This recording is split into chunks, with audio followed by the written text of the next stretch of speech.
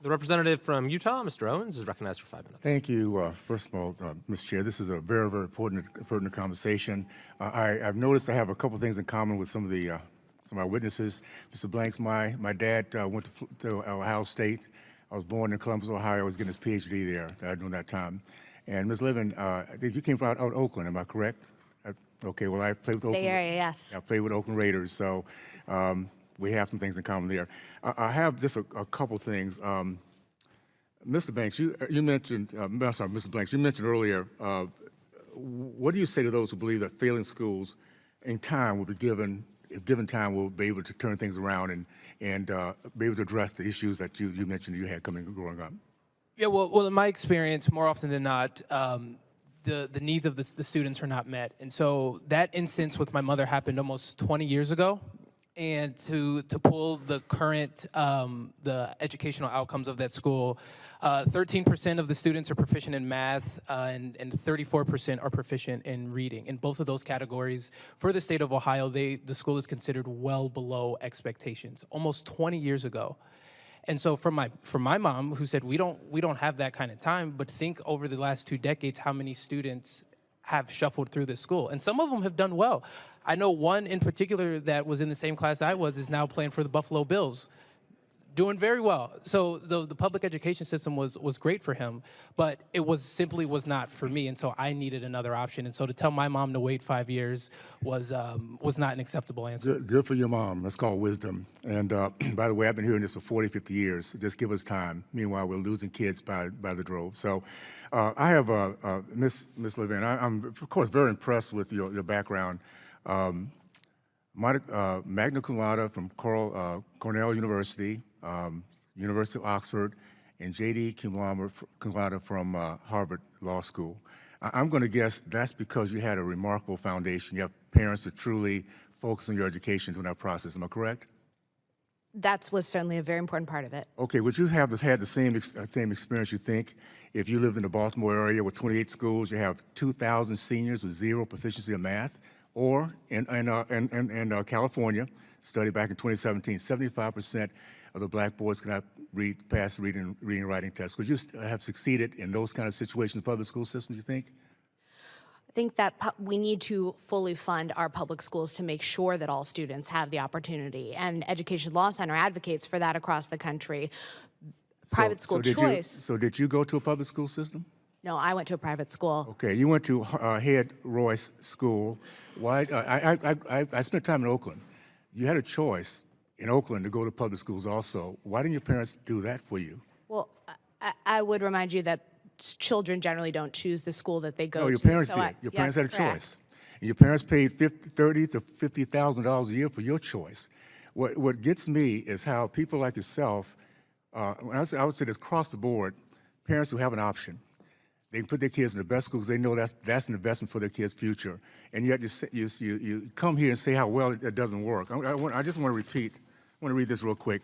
In reality, students who use voucher experience worse educational outcomes than their public school peers. Obviously, your parents didn't think that way because they put you in a private school. In private schools, they're subject to few, if any, quality and accountability standards. I guess my question is this. If we had a system in which we were focused on the student versus the institution, if parents had a choice, like your parents did, had a choice, and it did not come out of the state funds, we have something called Education Choice for Children's Act. It does not come, not one resident comes out of the district, out of the local. Would you be okay with choice if that was the case? If parents had a choice, but it did not come out of public schools, which obviously have very focused on. Would you be okay with that kind of choice? No, we oppose any type of private school choice program. I would note that I, as an independent person, have looked at the evidence and looked at policy and made my own independent judgment. Would you put your children in the school system here in Baltimore? That if you're stuck there, I mean, if you didn't have a choice of what we're talking about everybody else, would you be okay to leave your child in a school that's failing 100%, zero proficiency in math?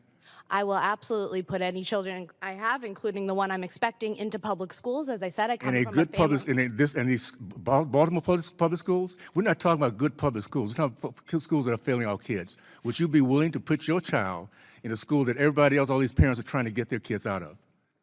I don't believe that our public schools are failing. I believe that that's a narrative created at the I think there's a national lot level. of, there's a word called huspa. It's a lot of huspa. When I sit down and talk to people on your table here, they're dealing with this every single day, and their kids are failing. We've had too much of this. I'm tired. Anyway, that being said, I'm excited about the fact that we're going to have a choice process, and kids are going to be able to get out and be successful in the future. So I look forward to that. I yield back. For what purpose does the gentleman from Utah seek recognition? Mr. Speaker, I ask unanimous consent to speak out of order. Without objection. The gentleman's recognized.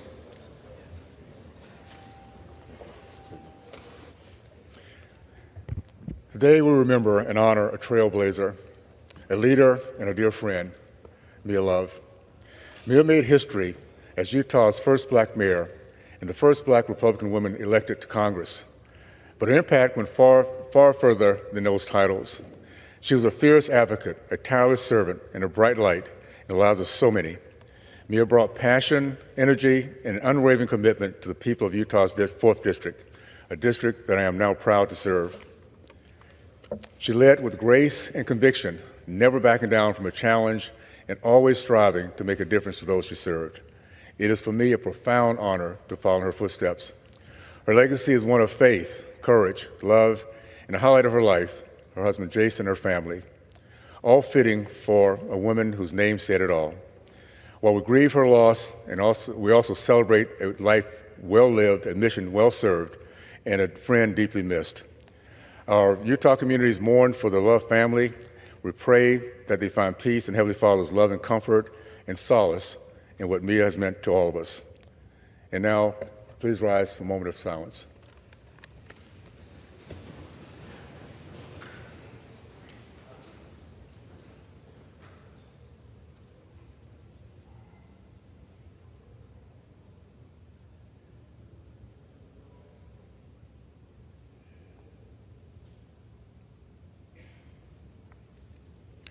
Thank you, Mr. Speaker. I yield back.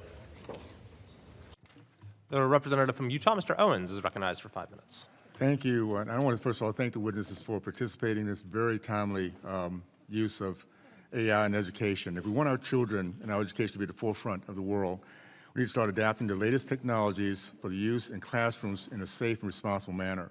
And I look forward to, again, talking with the witnesses about this. It's probably one of the more important conversations we're going to have in a bipartisan way. Dr. Dobrin, one tricky aspect of AI adoption in schools is assessing the cognitive impact.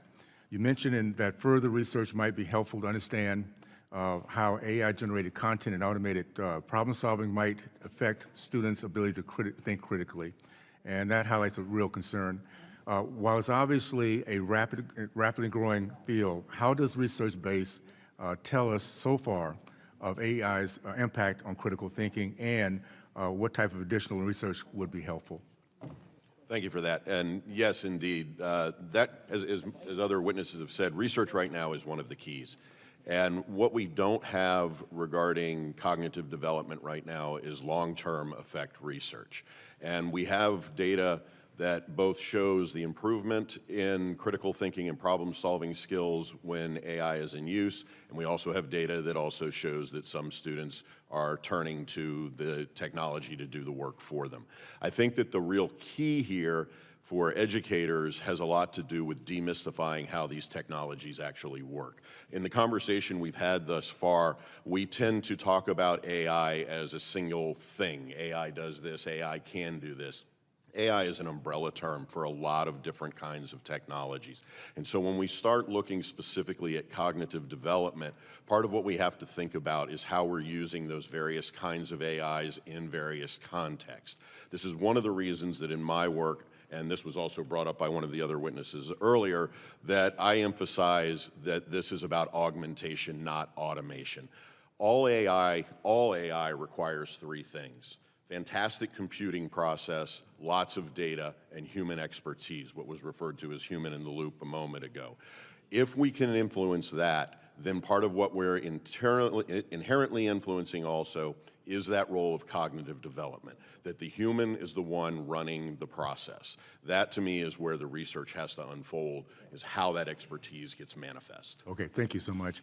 Dr. Rafelbear, you highlighted the importance of state autonomy in implementing AI literacy and integrating AI tools into the K through 12 education.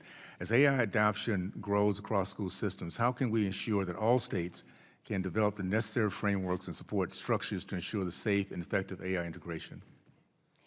Well, ILA Group has built now 2 frameworks, one that is been developed for state education agencies and one for district superintendents. That was based off work that we've been doing with a working group of 40 different districts and states across the country. Beyond creating these frameworks, which are grounded within the political, operational, technical, and fiscal realities of AI implementation, and giving department by department questions to start to consider, we've also rolled out a 3-tiered process that begins with deep stakeholder engagement. Our belief is that there is no work that should be getting done on AI that isn't starting first with an incredible amount of listening within your community and within your state. We think that you go from that part of the process to developing ethical guardrails and principles based on the kinds of conversations that are coming up in your community, using that to then develop guidance. And then from there, you can go into larger scale optimization. I think what ends up happening so often, though, is that states start to feel pressure, and in turn, districts start to feel pressure that they need to do something. They need to show that they're being responsive. Well-intentioned organizations will provide templates of resources, and then often you'll hear all these data points that, 90% of states have guidance that's up on their websites, but it hasn't trickled down. And it's to the comment that was made earlier about the reality that many parents don't feel like they're even hearing about AI. Well, that's because there's too many templatized guidance and resources being provided without starting with deep stakeholder engagement and listening and bringing these conversations to our communities. We're hearing over and over again from the leading providers that we're moving closer to AGI. Right? The idea that artificial intelligence will have human-like capabilities. That means that we have to be doing even more around stakeholder engagement and communication to make sure that all parents and citizens really understand that. Thank you so much. I just want to, and I'm running out of time here, I just want to say real quick to the point of Department of Education, that ship has sailed. We now have to make sure that innovators like yourself are part of this conversation and not bureaucrats in D.C. And I'm excited about the fact we're finally going to be putting this power back in the hands of parents and school teachers and those in the local level. So I'm excited about that process. With that, I'll yield back. Understood. Thank you, Mr. Chairman. There are only 2 sexes, male and female. Sex is a biological classification, not a personal choice. A boy is a boy, and a girl is a girl. For all of history until recent years, neither of these statements have been controversial. For all of history, both have been considered simply common sense. Unfortunately, in recent years, too many schools have begun teaching a radical view of gender. They decide instead of focusing on success creation through proficiency in reading, writing, math, and the tenets of our American culture, they instead prioritize the teaching of multiple genders. That one gender is determined by his or her feelings, and we may frequently flow from one to the other. Examples throughout our country. Guidance from the Los Angeles Unified School District affirms students may be agender, genderqueer, gender fluid, two-spirit, gender bigender, pangender, gender nonconforming, and gender variant. The Chicago Public School asserts that preferred gender pronouns may include common words such as Z. Seattle Public Schools claims students may proceed from living and identifying as one gender to living and identifying as another. This leftist ideology that comes straight out of the Marxist playbook can be summarized in 2 words: absolutely nuts. What's worse is that many schools are encouraging other people's children to gender transition while hiding it from their parents. Parents Defending Education has identified 1,200 districts serving 12 million students that have policies allowing or requiring school staff to hide from parents the child's gender transition. It's time to put a stop to this nonsense. Young children should be honored and protected, not told that something's wrong with their body or that they should mutilate themselves in order to look like another gender. The most loving thing we can do for them is to tell them the truth. There are 2 sexes. They are not interchangeable, and these facts are rooted in biological reality. President Trump's January 20th executive order got this right, and I quote, "Ideologues who deny the biological reality of sex, having increasingly used legal and socially coercive means to permit men to self-identify as women and gain access to intimate single-sex spaces and activities designed for women, from women's domestic abuse shelters to women's workplace showers. This is wrong. Efforts to eradicate the biological reality of sex fundamentally attacks women by depriving them of their dignity, safety, and well-being. The erasure of sex in language and policy has a coercive impact not just on women, but the validity of the entire American system. Basing federal policy on truth is critical to scientific inquiry, public safety, morale, and trust in the government itself," unquote. President Trump is exactly right. Every school should be teaching students the truth about gender. Federal dollars should never fund woke activists who want to indoctrinate vulnerable children. With federal dollars comes responsibility. The taxpayer should never be funding the teaching that deny the biological reality that there are two sexes, male and female. H.R. 2617, the Say No to Indoctrination Act, is very simple. It effectively codifies the January 20th Trump executive order on gender as it pertains to K through 12. The bill amends the Elementary and Secondary Educational Act to say that no funds under that law may be used to teach or advance radical gender ideology. The ANS simply makes a slight technical adjustment. Radical ideologues should never get taxpayer money to tell vulnerable children they are born in the wrong body. Neither should schools secretly helping students to transition behind the parents' back. This bill is a simple step to restore sanity and common sense to our educational system, and radical gender activists have no place in these schools, in our schools. Instead, vulnerable children should be protected, honored, and told the truth. I urge my colleagues to vote in favor of the ANS and the underlying bill, and I yield back. I thank the gentleman. Are there any members who wish to be recognized for further discussion on the amendment and the nature of a substitute?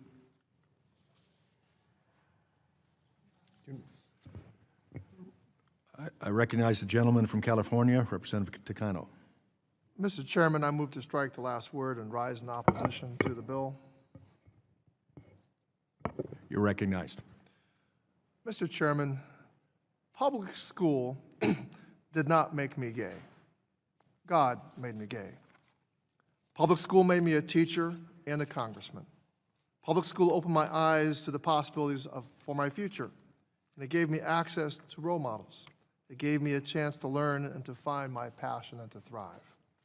And even though I grew up in a time when people believed that being gay was like a disease, that being exposed to it made you gay too, I was in high school when the Briggs Initiative debates consumed California. The Briggs Initiative was a ballot proposition that would have banned gay and lesbian people, or anyone who supported gay and lesbian people, from teaching in public schools. It was believed at the time that gay teachers were a risk to students, which is the same principle that my colleagues are employing here today. My colleagues are under the impression that being gay or being transgender is a social contagion, something that can be caught or spread through too many inclusive books or a rainbow flag hanging in the classroom. They warn that a learning environment which encourages a child to be themselves is dangerous. Now, nothing a teacher ever said to me would have made me gay. It doesn't work that way. There is no ideology that is turning kids transgender. Kids are simply born who they are, and it is our job as educators to accept, include, and support them as they grow up as who they are. That is not ideology, that's simple human decency. Let me say it again. That is not ideology, that is simple human decency. This bill isn't going to mean that transgender people aren't a part of our schools and communities. They are, and they always have been. And what it will mean is that we're going to waste time and energy targeting an already vulnerable population of students and ensuring that they won't be able to find support or representation in the place where they go to learn every day. Bills like these have immediate consequences. In a recent survey, nearly 70% of LGBTQIA+ students surveyed said that they felt unsafe in their learning environment. And last year, it was found that anti-trans state laws increased suicide attempts among transgender youth by as much as 72%. The Trevor Project, which runs the largest suicide prevention hotline for LGBTQI+ youth in the country, has reported a 700% increase in calls from young people in just the last 5 months. A 700% increase in calls from young people in just the last 5 months. I wonder why that is. I am just heartsick of having to come up here and use suicidal rates for children to try and convince my colleagues of how wrong-headed it is to use the power of the federal government to marginalize one small group of people, extremely vulnerable people, people we should be protecting. They should not be being stigmatized. These are the kids that are most vulnerable to violence and harassment at school. Transgender people are a beautiful part of our society. They always have been and always will be. They do not need to justify their existence, and they have the same right as any other student to a free, fair, and equal education. Now, there are real pressing issues in K-12 schools right now. Billions of dollars in ESSER funds are being canceled. Over $65 million in teacher training grants have been cut off. And there's already a teacher shortage and severe residual effects of pandemic learning loss. And this is what my colleagues on the other side are choosing to spend precious committee time on. All this bill does is make school feel less safe for children. And when you censor material about a minority group because it does not align with your ideology, it sets a dangerous precedent. It does not take long before politicians' ideologies begin to creep further and further into our children's freedom to learn. I strongly oppose this bill, and I urge my colleagues to do the same. I ask the question, have you no decency? And I yield back. Thank the gentleman. Now I recognize Representative Miller from Illinois.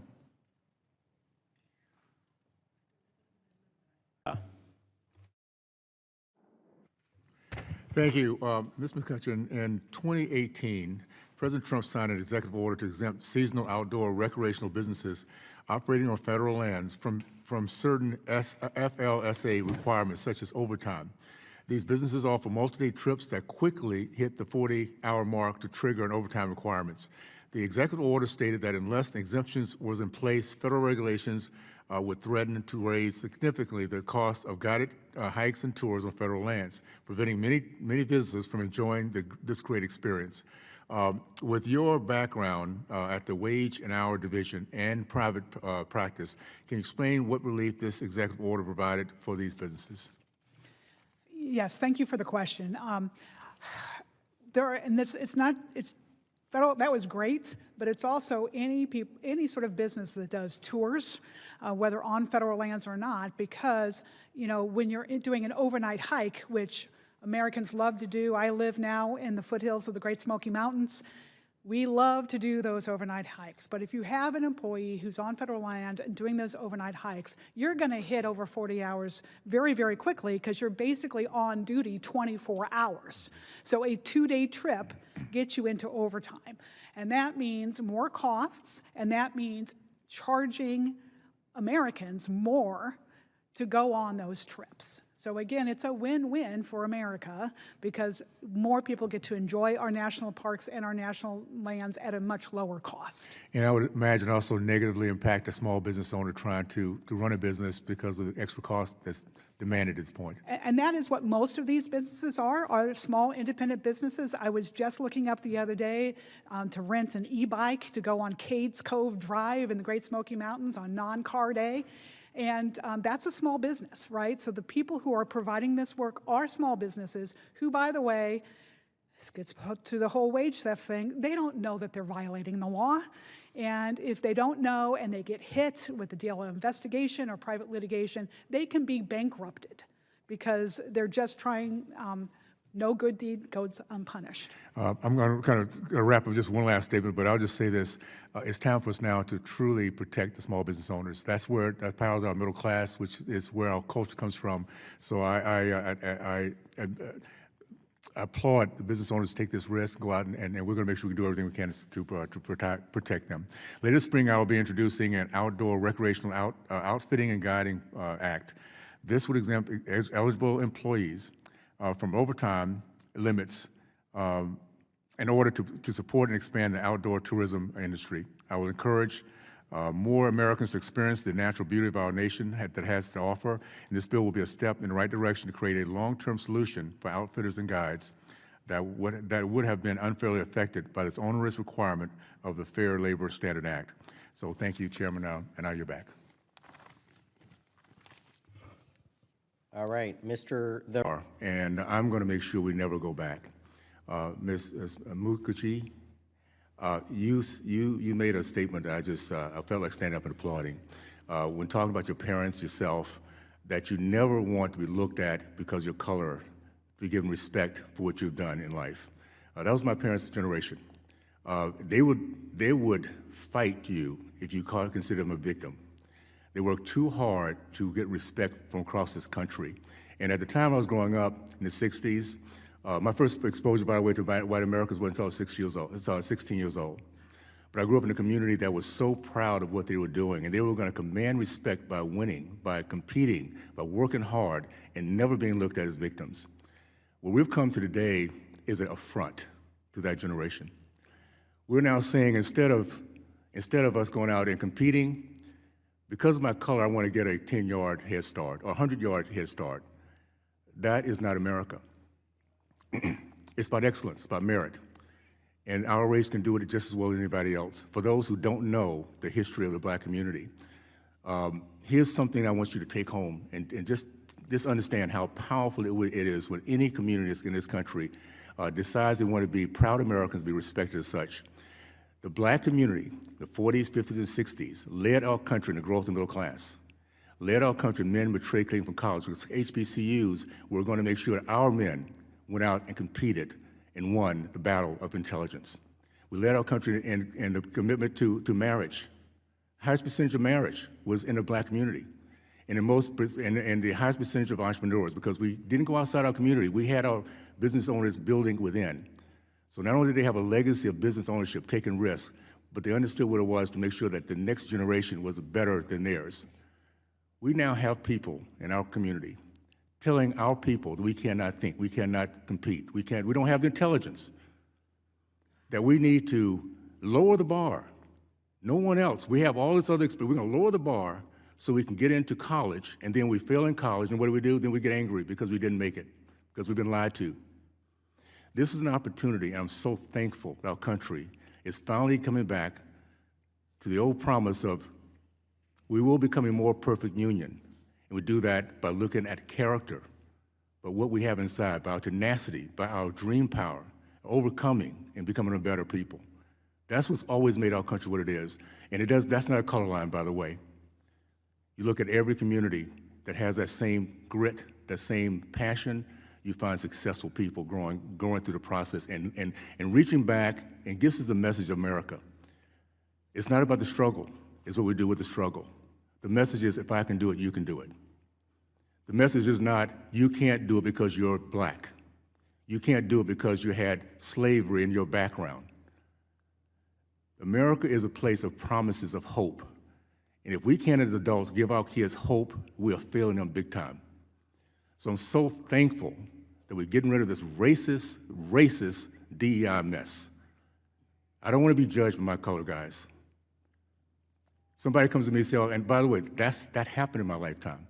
I was the third black to go to the University of Miami. I was the fourth black to go in high school, to integrate this high school. I know what it is to be told that I cannot become a marine biologist because of my color. I was told that. They had no idea what my grades were, I had no idea what my background was. I was told I could not succeed because I was black. And it's time for us to start this process of putting our race down intellectually. By the way, when was the last time DEI was put on the sports field? When was the last time we ever had a football team or basketball say, we're gonna do DEI here? We don't do that. Because blacks have always been looked at as being very had physical prowess. The hit was we could not do it intellectually. And last little thought, when you ever go back to see Martin Luther King's demonstration days, by the way, I participated in one when I was 12 years old. Check this out. Notice the white shirt, the dark tie, the dress shoes. Notice the articulation of the speakers. Notice that no matter what they said or what they did, they held tight to the principle of nonviolence, because they want to show Americans that we were confident, we were articulate, that we controlled our emotions, and we deserved and we commanded respect. That was what Martin Luther King was all about. It was, yes, it was Jim Crow laws, but it's also respect as equals that black Americans had to other people. We've come so far, and we're not going back. Last thought. I grew up in the 60s, as I mentioned. My family today represents black, Hispanic, American Indian, Trinidadian. My grandkids call each other cousins. If we ever found in my family the DEI thought process, I know that somebody's failing them big time, and it will not be their parents. They look at each other from inside out, not outside in. They love each other because they're family. That's what the American concept is all about. So let's continue to get this cancer, racist cancer, out of our system.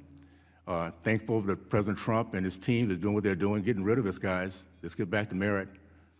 Man up, stand up, women up, do your very best, compete, win, and then tell other people, if I can do it, you can do it. With that, I'd like to thank our witnesses again for taking the time to testify for here. Okay. Under Committee Rule 9, we will now question witnesses under the 5-minute rule. I will recognize myself for the first 5 minutes. Dr. Maselli, I was shocked to hear that 77% of medical school mission statements could be characterized as supporting DEI and even standardized tests like the MCAT. That is some questions with progressive buzzwords such as social justice or institutional racism. You might have covered this in your statement, but I just want to highlight it again. DEI in medicine seems to be based on the idea of racial concordance. Medical treatment from one person of the same race is automatically better for the patient. How does the research debunk this racist claim? Yeah, thank you for the question. I think it's important to understand that the highest level of research we can look at are systematic reviews, right? Those are compilations of the evidence that's out there.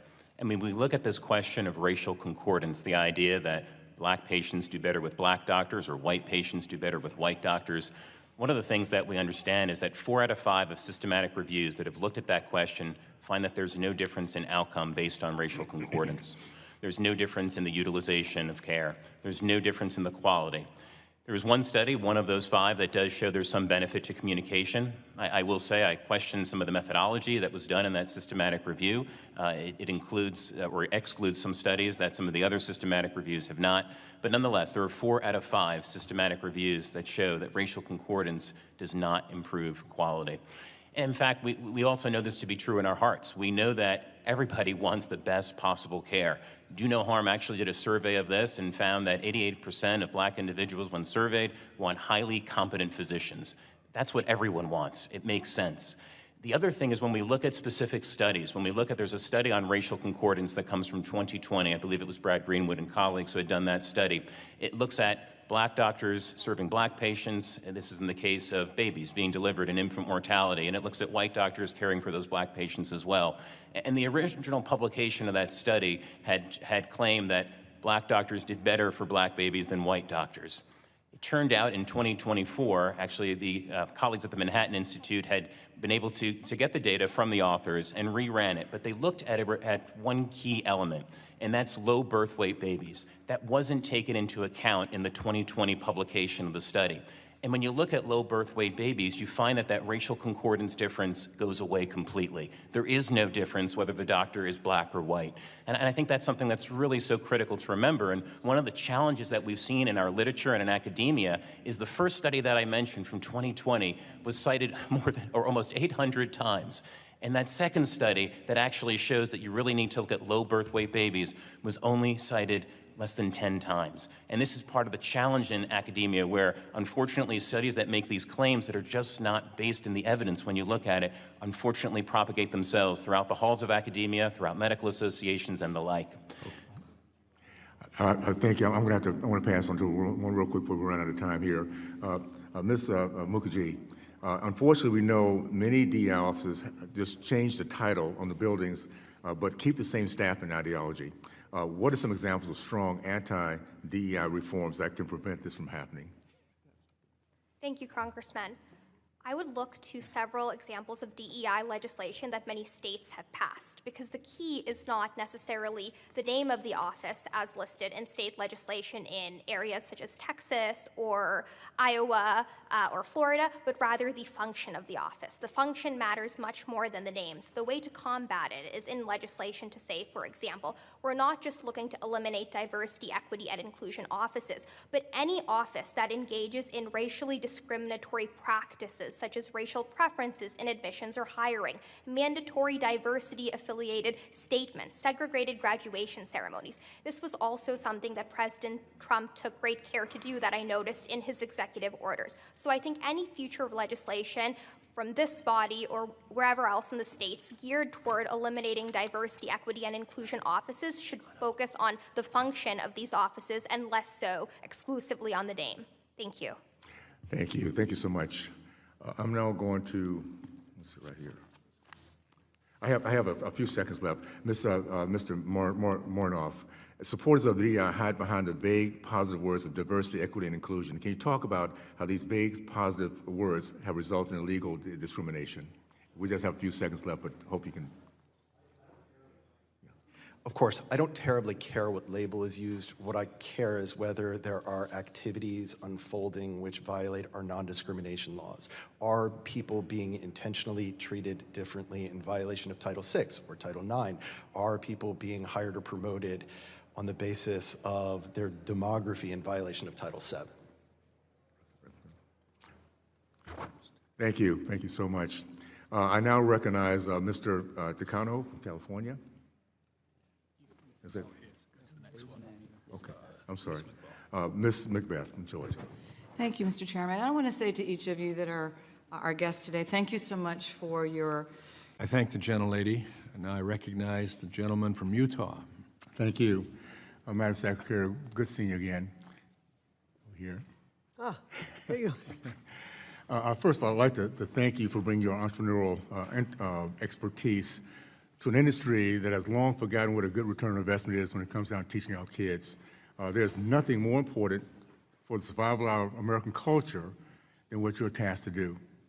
You represent the end of accepting failure as an option. And on behalf of those who love the role of educators because they love the children they teach, I want to thank you for that passion. As you know, the House passed resolution, reconciliation bill, includes a version of the Education Choice for Children's Act, which will provide billions in tax credit scholarships for school choice. I have long advocated for school choice and am eager to see a much-needed school choice legislation enacted into federal level. Why do you think expanding school choice is such a huge win for parents who are desperate for educational options? Well, thank you very much, Congressman, for that question.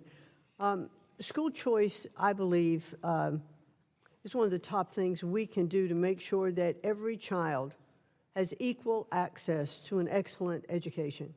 And President Trump certainly believes, and I've said this many times even this morning, he truly believes, as do I, that the best education is that is closest to the child.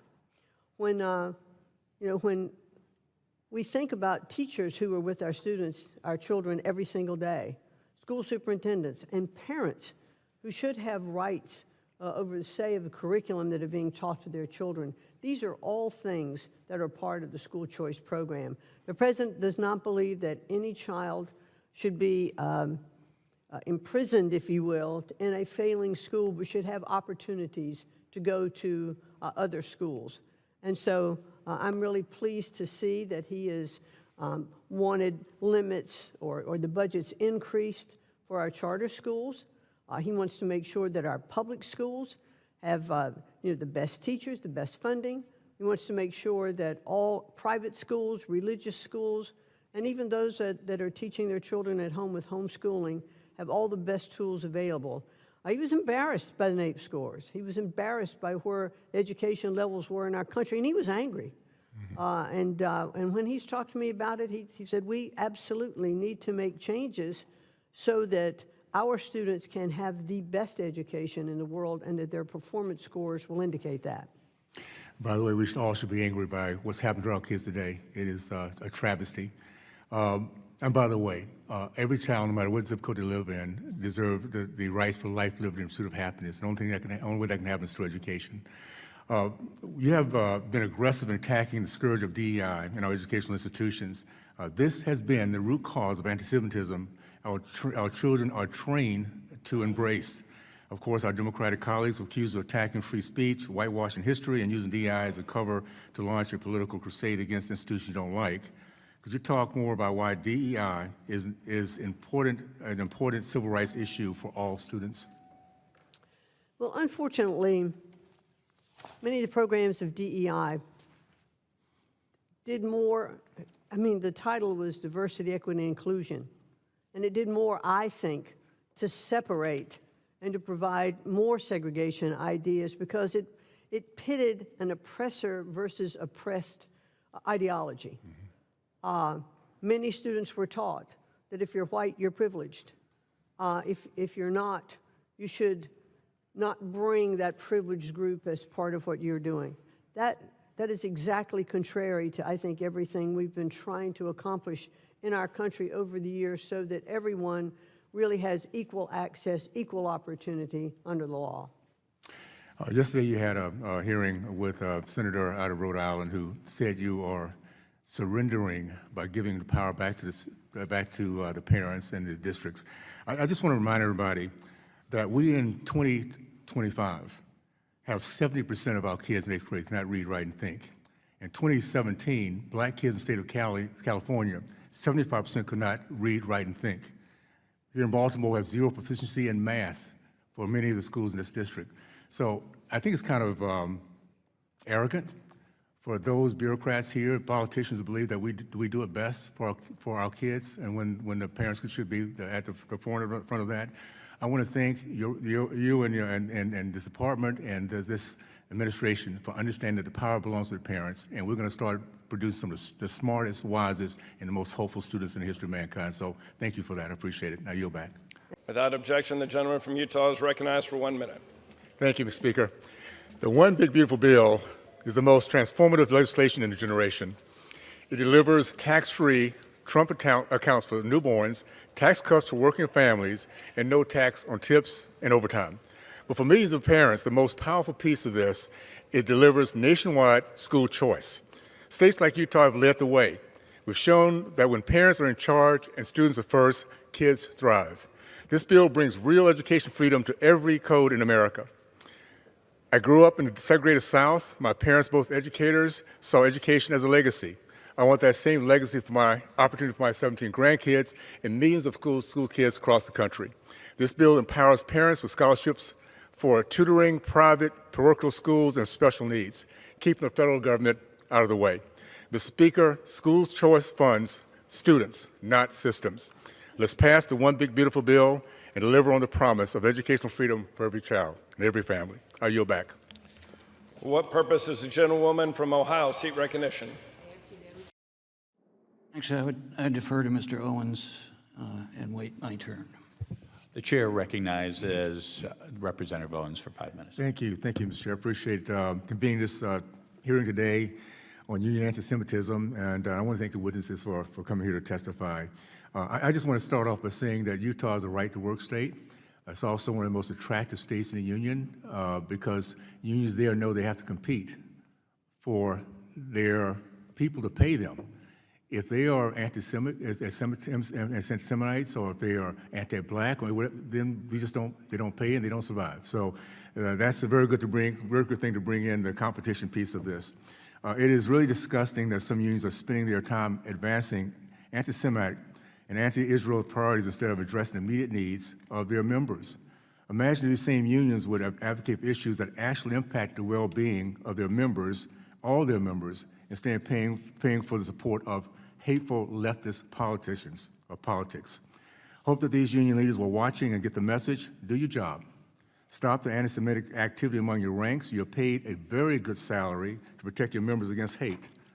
You're failing to do so now, and your cowardly silence is deafening. So let me just start off, Mr. Tubman, I just want to ask you real quickly, I know you've been addressing this a little bit already. The way it's set up right now, if there was a union that was run by KKK supporters, the way it's set up right now, would I be forced, if I work for that company, to pay these KKK folks to continue moving on? Is that the way it's set up at this point? Do I have a way of getting out of that? Well, that is the way that you would have to pay if you weren't in a right-to-work state. If you're in the 25 or so states that have forced unionism and you have a KKK union, you'll pay them or you'll be fired. Yes, you could try to exercise Beck rights. Yes, you might be able to try to exercise Title VII rights. But the bottom line is, the default position is pay that union or you will be fired. And it's amazing that those who are pro-Hamas, who are nothing but KKK, feel they have the right to demand people paying them when they hate them. It's amazing to see that we're having this in 2025, we're having this conversation. Mr. Rubenstein, you mentioned requesting religious accommodation. Can you kind of go through that process? You mentioned that it was very frustrating, you couldn't get, but tell us what that looked like for you to try to get something in this process done. Upon contract ratification, Cornell University promised that I could religiously object by doing no more than ticking a box on a form, and yet that form never materialized, and instead I needed to beg union officials for permission to object by writing a highly personal letter detailing private information that's none of their business. And even after I did that, they demanded further intrusive information that they have absolutely no right to, at which point I decided that if I did not want to pay the union, I had no choice but to file legal charges against them. That is not the ticking a box on a form that Cornell promised. Well, I'm going to give my time away, give it back, but I just want to say this. We're in 2025. I'm so thankful we have a president, we have a body now that understands this, and we're going to have the right people sitting in front of us explaining why allowing unions to hate their folks and continue to survive, how that happens in 2025. So thank you guys for being here before us, and we're going to, again, continue to follow up on this kind of conversation big time. And I yield back. I thank the gentleman for yielding. Utah is recognized.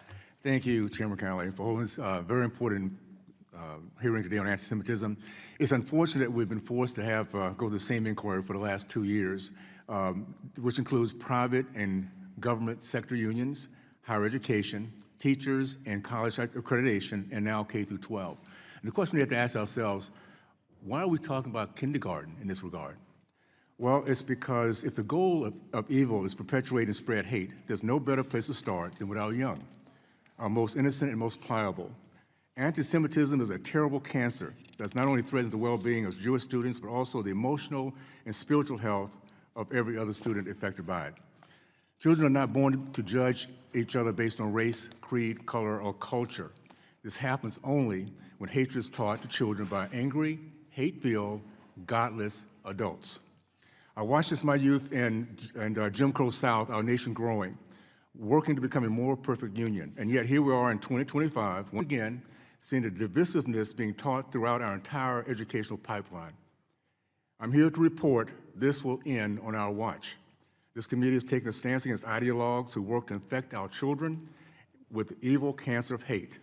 There's no place in our classrooms, and those who teach it will soon find themselves no longer compensated by our American taxpayer. Ms. Neely, your organization, Defending Education, released a report on teachers' colleges last year that described colleges of education as pipelines of turning teachers into activists. Can you kind of give us a little more examples of what that looks like? Sure. Teachers today in teachers' colleges are not learning how to be better educators, how to teach phonics. Instead, they are learning to view the world through an oppressor-oppressed matrix. So as I said in my opening statement, groups like Jews or Asians or even males are considered oppressors. And so we are put into these big groups. There is no respect for the dignity of an individual, of somebody's circumstances that brought them to where they are. And so things like that, when teachers then are going into the classroom, having learned those things, they spread those ideas on. And so these are teachers' colleges that are at state schools, they're at private schools, and the fact that our teacher licensing pipeline mandates that you must have a teaching degree from these schools, a master's degree, a PhD, means that you have to marinate in these ideas, steeped in critical race theory, queer theory, anti-whiteness, privilege, things like that, that of course you are going to come out at the other end if you have been in that program for 4, 6, 8 years, a complete and utter believer, and I think that's deeply dangerous. You're describing DEI, I imagine, the framework, okay. Ms. Learman, you mentioned in your written testimony, Brandeis Center brought a lawsuit against a school district in Santa Ana, California for creating ethnic studies which included anti-Semitic content. Can you share some of the information that was revealed in the course of this lawsuit? Divorce. This was a procedural lawsuit, but in the process of getting discovery, we found members of the committee that approved these curricula saying, well, how do we handle the Jewish problem? We saw them agreeing that it would be a good idea to hold sessions on Passover so that the Jewish members wouldn't attend. We saw one of the Jewish teachers who was on the committee called an effing baby and a colonialized mind. He was one of the ones that they did not want appearing on the Passover meeting. Quick question, was there any reprimand, any consequences to these folks when at the end of the day, anything happened to these people? Yes, we reached a settlement with them that they had to stop teaching these curricula that were full of anti-Israel and anti-Semitic content. They agreed to work with Jewish organizations to create alternative content. They agreed that they would follow what we have in California. It's called controversial issues.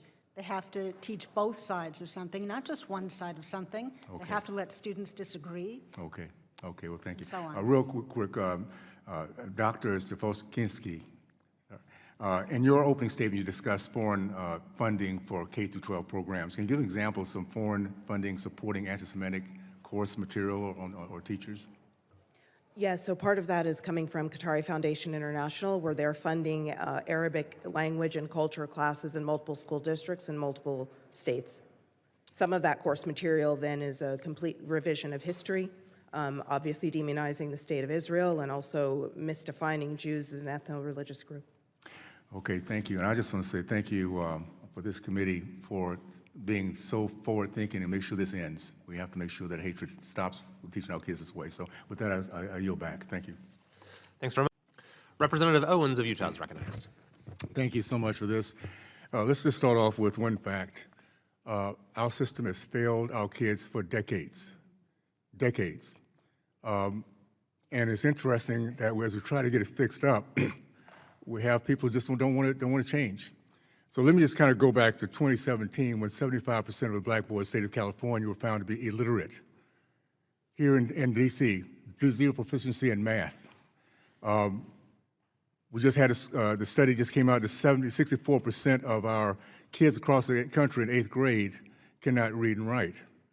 So no, it's time to change, and it's time to change with innovation with those that are at the table here looking at ways to get that done. I did a little AI stuff here, and I wanted to tie in ignorant and free can never be was one of the foundations of our country to make sure that we're always presenting the smartest kids in the country, in the world. Is ignorance, this is AI, is ignorance the lack of critical thinking skills? Ignorance is primarily the lack of knowledge. It can be also stem from lack of critical thinking skills, especially when critical thinking processes are inefficient. Is there a link between math and critical thinking? Yes. By the way, we're failing our kids in math. Yes, critical thinking is strongly linked to mathematics, as math inherently requires analytical skills, logical reasoning, and problem solving. Is critical thinking tied into reading? Yes. There are strong established links between reading and critical thinking skills, with reading acting as a powerful tool for developing of abilities by improving comprehension and analysis and evaluation of information. That being said, we need to bring this process back to where we're getting our kids to think again. Dr. Brumley, first of all, good seeing you again. You mentioned in your Let Teachers Teach initiative, you said that teachers deserve efficient, effective school leaders, reduce distractions, and higher compensation. I agree with the compensation, particularly is based on merit. How is your state addressing these issues, and what is the effect on their academic results? So the fact that we have moved from 49th in the country on the nation's report card to 32nd today and number 16 on fourth grade literacy is a testament to the teachers. Roughly 3 or 4 years ago, we had about 2,500 teaching vacancies in our state. Now we've got about 1,000. That has to do with smart policies enacted at the state and locals doing really good work. We've used differentiated compensation to pay teachers more in high-need areas, to pay teachers more for outstanding results with kids learning. We have kicked off our Let Teachers Teach initiative, which removes distractions from the classroom, removes excessive trainings for teachers. It removes bureaucracy that is burdening them every single day.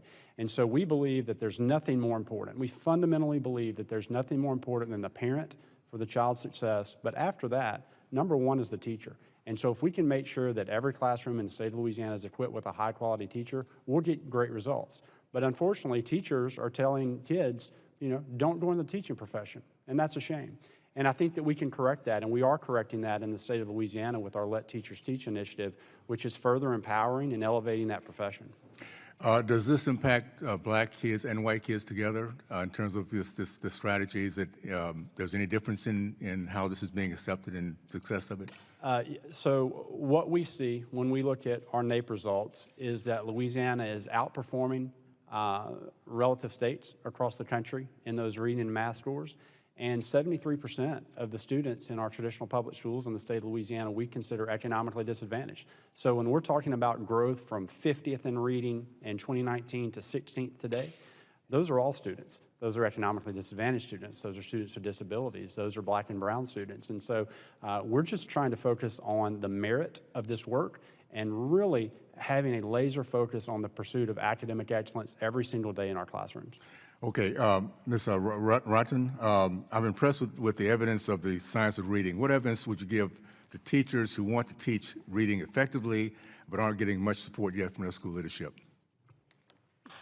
Thank you for the question. I think the best advice I could give teachers is lean on the evidence. I mean, the teacher is so powerful in his or her own classroom, and there's a lot that we can do, even if an administrator or district hasn't adopted the science of reading, to bring structured literacy into our own practice. Things like just focusing on phonics and letter sounds. And if a teacher should feel confident to be advocates, we can't argue the data. And I would encourage teachers to invite principals into their own classroom, observe a science of reading lesson, and just kind of use that as the force to push this forward at their own site. Thank you. Thank you for your innovation. Appreciate that. Are you back?